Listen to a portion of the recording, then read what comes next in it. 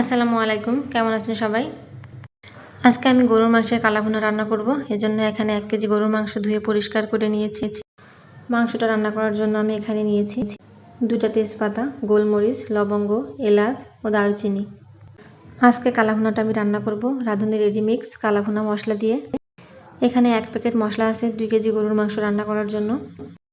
আমি যেহেতু 1 কেজি গরুর মাংস রান্না করব, এজন্য এখানে হাফ প্যাকেট মশলা ব্যবহার করব। রাঁধুনি রেডিমিক্স মশলাটার জন্য কোনো রকম বাটাবুটার ঝামেলা ছাড়াই কিন্তু রান্নাটা করা যাবে, এতে করে সময়টাও বেঁচে যাবে। রেডি করে রাখা মশলাগুলো দেওয়ার পরে দিয়ে দিলাম 1 কাপ পেঁয়াজ কুচি, 2 চামচ আদা রসুন বাটা, স্বাদ মতো লবণ, আর দিয়ে দিলাম হাফ প্যাকেট রাঁধুনি রেডিমিক্স কালাভুনা মশলা। গরুর মাংসের পরিবর্তে ছাগলের মাংস দিয়েও কিন্তু কালাভুনাটা করতে পারবেন। এখন আমি এখানে নিয়েছি 1 কাপ সরিষার তেল, তবে তেলটা পুরোপুরি আমি দেব না, কিছুটা তেল রেখে দিলাম বাগার দেওয়ার জন্য। এখন মাংসের সাথে সব মশলাগুলো ভালোভাবে মিশিয়ে নিতে হবে।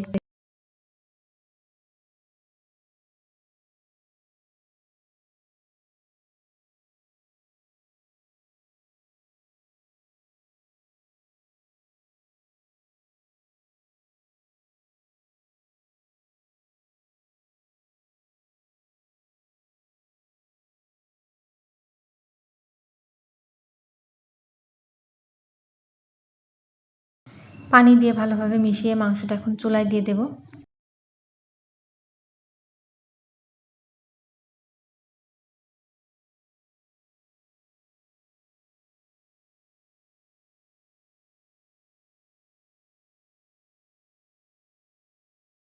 চুলার আঁচটা কিন্তু শুরু থেকে হাইতে রাখতে হবে। গরুর মাংস সিদ্ধ হতে অনেকটা দেরি হয়, এজন্য আমি ঢাকনা দিয়ে ঢেকে চুলাটা হাইতে রেখে রান্না করব।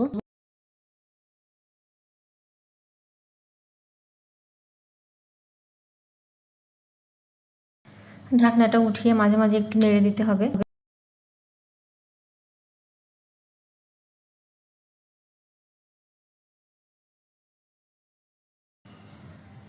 1 চামচ দিয়ে দিলাম গরুর মাংস রান্নার রাঁধুনি মশলা।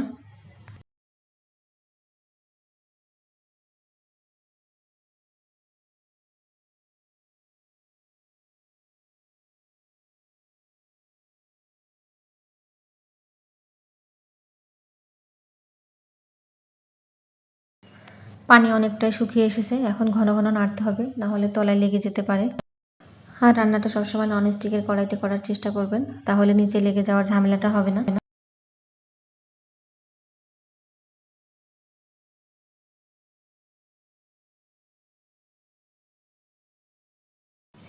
পানিটা পুরোপুরি শুকিয়ে গেলে এখন আমি দিয়ে দিলাম এখানে গরম পানি। অল্প পানিতে তো গরুর মাংস সিদ্ধ হবে না, এজন্য বেশি করে একবারে পানি দিয়ে দিলাম।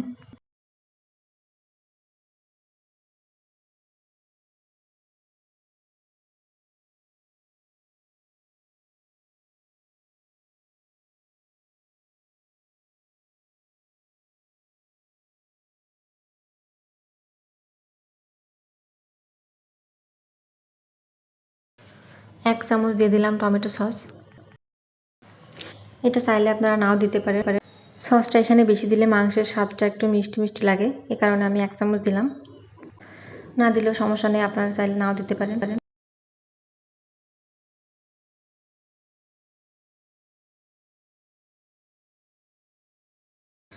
মাংসটা সিদ্ধ হয়ে গেছে, এখন আমি বাগার দিয়ে নেব। এর জন্য প্যানে দিয়ে দিলাম সরিষার তেল। তেলটা একটু গরম হওয়ার পর দিয়ে দেব গোটা শুকনো মরিচ। মরিচটা একটু ভেজে নিয়ে দিয়ে দিলাম পেঁয়াজ কুচি।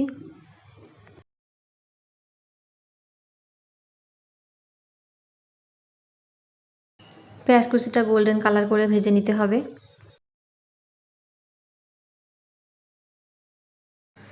পেঁয়াজটা ভালোভাবে ভাজা হয়ে গেলে এগুলো মাংসের মধ্যে ঢেলে দেব।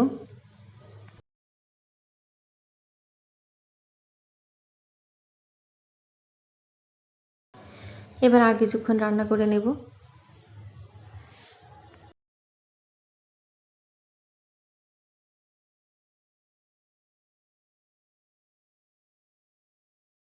মাংসের কালারটা দেখতে কিন্তু খুবই ভালো লাগছে আর সুন্দর ঘ্রাণও বের হচ্ছে।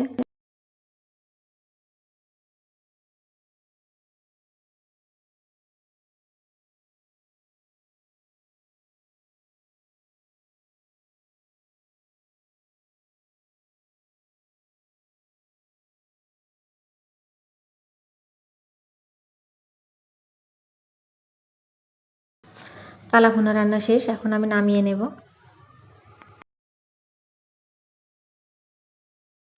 রাঁধুনি রেডি মিক্স। কালাভুনা মশলা দিয়ে কালাভুনা রান্নাটা করা কিন্তু খুবই সহজ, চাইলে আপনারা বাসায় ট্রাই করতে পারেন। কালাভুনাটা কিন্তু খুবই লোভনীয় লাগছে আমার কাছে। আপনাদের কাছে কেমন লাগছে কমেন্টে জানাবেন। আজকের মতো এই পর্যন্তই। ভালো থাকবেন সবাই। আল্লাহ হাফেজ।